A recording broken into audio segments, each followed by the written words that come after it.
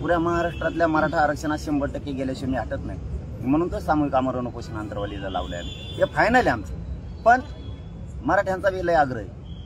मुंबई त्याकडे मुंबई सुद्धा होऊ शकते. दादा, अनेक आमदार हे नूतन मराठा समाजाचे झालेले आहेत. त्यांना काय नेमक्या सूचना असतील किंवा कशा पद्धतीने त्यांनी वागलं पाहिजे, काय सांगा? त्यांनाच नाही, नुसते मराठ्यांचेच नाही तर सगळेच ओबीसी सुद्धा मराठ्यांनी निवडून दिले.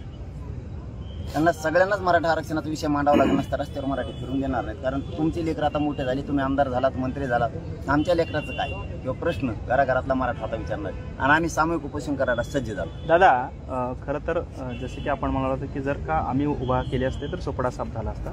मात्र तुम्ही उभा न करता सुद्धा अनेक ठिकाणी सोपडा साफ झाल्याचं चित्र पाहायला मिळालं.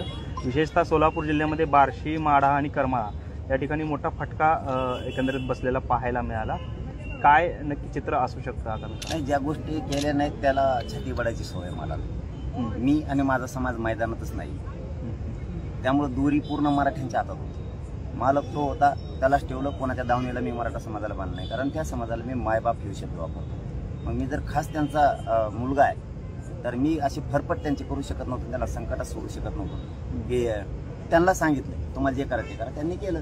मी फरफट केली नाही. माझा ऐकतो म्हणून मी याचं काम करायला सांगितलंच नाही मराठा समाजाला. मोकळा सोडला मराठा समाज. त्यामुळे कोण पडलं कोण आलं मी मैदानातच नाही. मग पडलं लगेच म्हणायचं हा मायामुळं. मी त्यात मोडत नाही. मी मैदानात असतो ना, आणि समीकरण जर जुळलं असतं ना, सोपडा सापच केला असतं. 100% सांगतो तुम्हाला. दादा, तर अनेक वेळा मनोज दादा सोलापुरात येणार म्हणलं की हे चौक अनेक वेळा भरलेलं होतं. मात्र आज कुठेतरी परिस्थिती वेगळी दिसते. तरुणांची आणि समाजातील लोकांची संख्या कमी दिसते कुठेतरी. आता आम्ही म्हणतो दर्शनाला चाललो होतो आम्ही. मला दाखवायची का पब्लिक? मग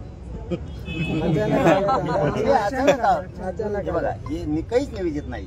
पंढरपूरला दर्शन आणि आई तुळजाभवानीचे दर्शन दोनच गोष्टी आहेत. मी कधी नाही खोटं बोलतो, पत्रकारालाच नाही बोलतो. आपलं सत्य मी नाही बोलत कधी. कारण आमच्यासाठी पत्रकार बांधवांनी एवढा जीव तोडलेला आहे या गोरगरिबाचा प्रश्न मार्गी लावा म्हणून. आणि मी ते तोंड चाटक्या नाही, तोंडापुरतं आलं की गोड बोलायचं. खरोखरच मराठीची इतकी ताकद यांनी पण लावली होती. त्याच्यामुळे मी यांना खोटं बोलत नाही. निवेदन करायचं मी सांगितलं, मी फक्त दर्शनाला जाणार एवढंच सांगितलं होतं. अहो बाबा इतके आले की गाड्या आवरू आताच किती परेशान झालो होतो आम्ही.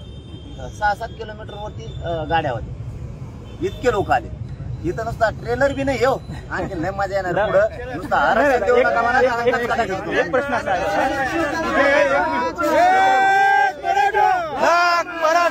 जे उपोषण आपण आता सामूहिक पद्धतीचं घेणार असं म्हटलं, नक्की काय रूपरेषा असणार आहे? कारण यापूर्वी आपण स्वतः आमरण उपोषण केलं, आता सामूहिक उपोषणाची रूपरेषा काय ठरली आहे? काय पण घराघरातले मराठी आता अंतरवली एका जागेवर बसणार, गावागावात नाही बसणार. राज्यभरातले मराठी एका जागेवर येणार.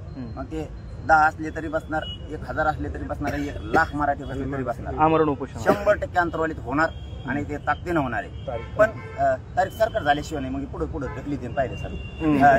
चाबरे येते ते लगेच पुढे ढकली देईन. ते सरकारने बनायचं लवकर. ते म्हणते याला मरू द्या आधी उपोषण मग सरकार बनलो. लय चाबरे येते. त्यामुळे त्यांचं सरकार झालं की मी तारीख डिक्लेअर केली. पण बहुतेक मुंबई सुद्धा होऊ शकतं.